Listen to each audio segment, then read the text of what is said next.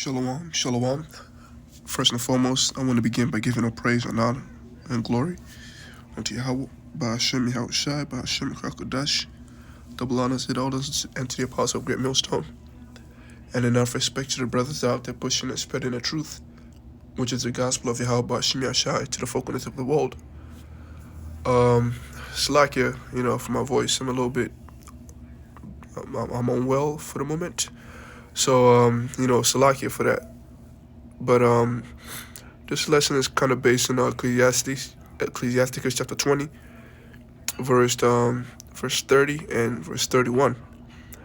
And pretty much, I was just kind of skimming through the scriptures, trying to find precepts on which I'm going to do a video on, and this kind of hit hard, So Ecclesiasticus chapter 20, verse 30 says, wisdom that is hid and treasure that is hoarded up, what profit is it? What profit is in them both? Okay, wisdom that is hid, what profit is in it? Verse 31, it says, better is he that hideth his folly than a man that hideth his wisdom. And pretty much this is just for us to realize how important this this knowledge is that the Most High has given unto us. This ability of ours that the Most High has, this ability of ours to teach, okay, the word of the Lord is not something that is to be taken lightly, pretty much. And one of the ways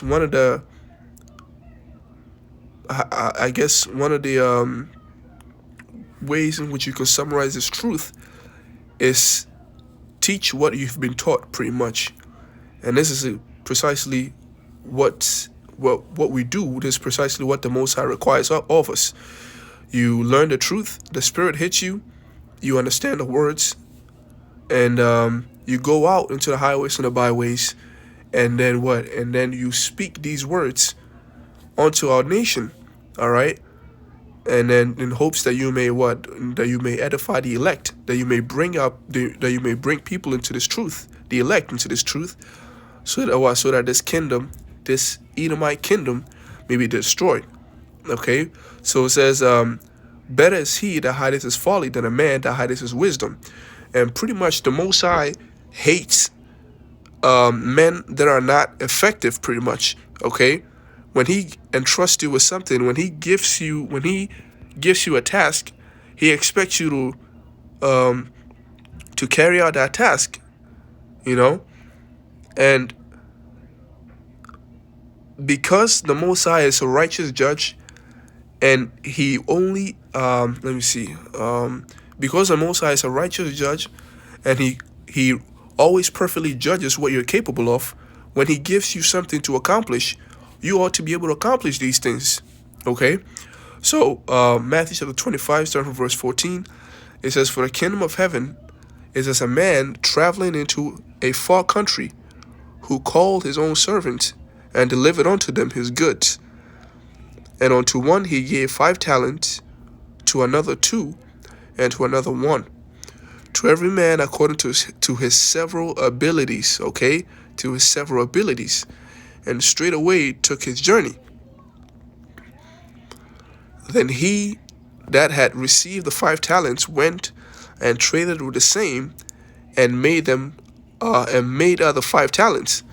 And for those of you who don't know, talents is it's pretty much talking about a measure of wealth, pretty much. Okay, it's not talking about dancing and all these things. I know brothers that are watching, that are seasoned in this truth, know that, but just in case, okay, I just want to shed some light on that. It says, and likewise he that had received 2, he also gained other 2.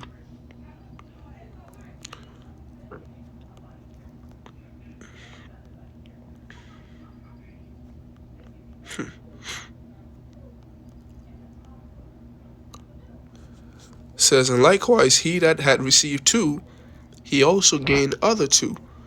But he that had received 1 went and digged in the earth, and hid his Lord's money. After a long time, the Lord of those servants cometh, reckon with them. And this is coming pretty soon. Okay? Because the coming of the Lord is not just about these heathens. It's going to be onto Israel too. And it's going to be upon the men of the Lord also. You know, what have you done with this truth?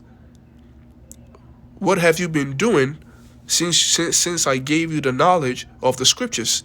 Did you just sit on it? Did you make good use of it? You know? Because the Most High is not, like the elders keep saying, the Most High is not, he doesn't want cheerleaders, man. He doesn't want people to just hype you, to just sit on the sidelines and start cheering brothers on. He wants workers. Okay, he wants people that will put their hands to the plow and work. Because at the end of the day, those are the people that really matters. You know, when you go to how do I put it? When this whole how do I say the proper name of it? But when this whole locking indoors happened, you still had these athletes out there that were still doing their thing, you know, and then you had people watching online and everything, and that shows you what? That shows you that those that sat on the seats cheering on, they didn't have to be there for the game to keep going. Pretty much, they didn't have to be there. Just because they couldn't show up didn't mean the players couldn't play, you know. So we have no need for side-sitters to speak, you know, to sit on the sidelines and start cheering on. And like the scripture says, what? They are worthless. There is no profit in them both. A wisdom that is hid, and a treasure that is hoarded up, right? Because treasure is supposed to what? You're supposed to spend it. You know, what's the point of having of just hoarding gold? Are you gonna buy? Are you gonna make use of it? You can't eat it. You can it can do nothing. It's good for nothing but transaction. It has to circulate. You know, go buy a house, a land, do something with it. But gold that's just sitting there, it's not valuable.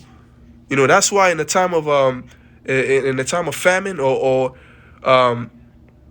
situations where like in the time of famine where people were really desperate, they you know, they weren't out here chasing money. They were out here chasing the things that really matter, the things that you could exchange money for, pretty much, you know. So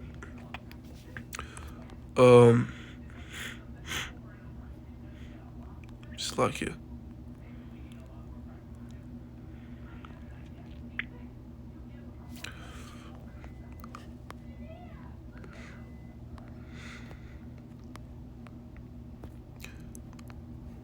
It says, after a long time, the Lord of those servants cometh.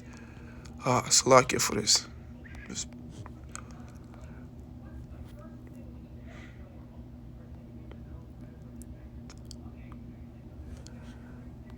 Verse 20, it says, and so he that received 5 talents came and brought other 5 talents, saying, Lord, thou deliverest unto me 5 talents, and behold, I have gained besides them 5 talents more. You know, and this is what the Most High is looking for. Someone who is prolific, pretty much, who has the ability to be fruitful. His Lord said unto him, well done, thou faithful and good servant. Thou hast been faithful over a few things. I will make thee ruler over many things. Enter thou into the joy of thy Lord. He also that received 2 talents came and said, Lord, thou deliverest unto me 2 talents. Behold, I have gained 2 other talents beside them. His Lord said unto him, well done, good and faithful servant. Thou hast been faithful over a few things. I will make thee rule over many things. Enter thou into the joy of thy Lord. It says, then he that received 1 talent came and said, Lord, I knew thee that thou art a hard man, reaping where thou hast not sown, and gathering where thou hast not strawed. And I was afraid, and went and hid thy talent in the earth. Right? Because at this point you ain't no you ain't no you're no use to the Lord. Okay, the Most High has no need of you to spread His word. It says, "Lo, therefore thou hast that that is thine." You know, like nobody wants to put gas in a car that has no engine. Because what's the point? What's gonna come out of that? You know, it says, "His Lord answered and said unto him, Thou wicked and slothful servant, thou knowest that I reap where I sowed not, and gather where I have not strawed. Thou oughtest therefore to have put my money to the exchanges, and then at my coming I should have received my own with usury." And this is pretty much for anybody out there to understand that it is to understand that a man does not really have any excuse, as to why they are not being active in this truth. You can never try to go up to the Most High and think you have a good enough excuse as to why you did not do what you're doing. There's always means by which you can further this truth. If you have problems speaking, you can at least repost videos. You can share, man. You can do something that furthers this gospel pretty much. But there's always something to be done other than sitting down and doing nothing and just listening and keeping the words in your heart and then just going your regular way.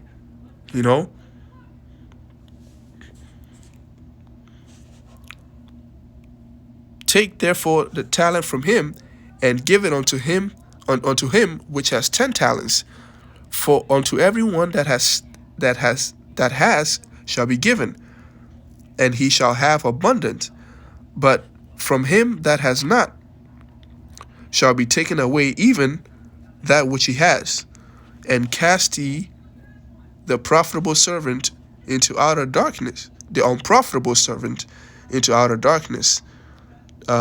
There shall be weeping and gnashing of teeth. And pretty much that's it that I wanted to bring. And this is all inspired by Ecclesiastes chapter 20, verse 30. Wisdom that is hid and treasure that is hoarded up, what profit is in them both?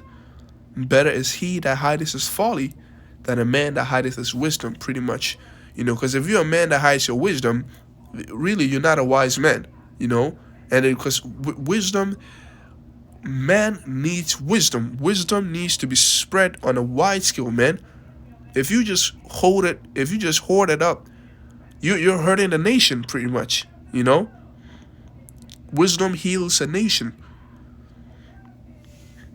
That's why it needs to be spread out. And that's what these devils, they do. They always try to like hoard wisdom, right? Knowledge and wisdom. They always want to make it secret and keep it within their circles. They've had the scriptures for a long time, but they never actually wanted to bring it out. But now that they see the men of the Lord out here bringing out the truth, they're trying to make war against it. This devil always wants wisdom and knowledge to be a secret thing. But the Most High don't want it that way, man. It's supposed to be published. So, with that, let's try to do everything to the best of our abilities to make sure that we're furthering this gospel, to make sure that we're not hiding our wisdom, okay, through the Spirit. So with that, I hope edification goes out to the brothers that are listening over to Shalom. Yahweh Bashim Yashar Brakatham, to the few Akwafs that are also listening in truth and sincerity. I also want to say Shalom, Yahweh Bashim Yashar Brakatham. May the blessing of election be upon all the houses. Until next time, Shalom.